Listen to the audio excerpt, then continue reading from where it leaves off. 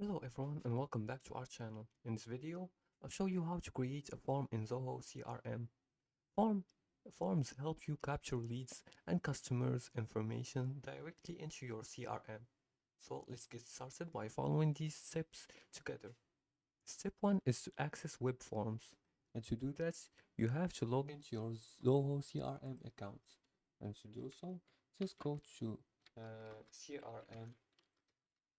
crm.zoho.com website.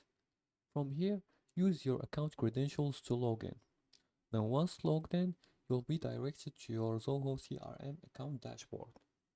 From here, go to Settings, it's the gear icon right here, then Web Forms. Look for Web Forms here. You can either look for them manually or use the search bar.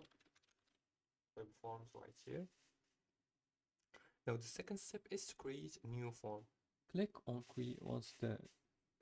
the button here, the blue button saying new form, and use the drag and drop builder to add fields like name, email, and phone number, or you can add them manually. And select a model right here. Let's select leads and create. Let's click on create. Now here you can drag these options right here, these fields, and add them to your lead right here. Customize the form's appearance to match your branding and add fields like important fields like name, email, and phone number, etc. You can change the font size, etc., the font color, the background color, etc. Now, after you finish customizing your lead, the third step is to publish the form. Save and publish the form and copy the end code and paste it into your website or landing page. You can either preview it. This is how the leads will appear right here, as you can see it, and you can click on submit, and this is included in the field. The customer will enter the information, etc.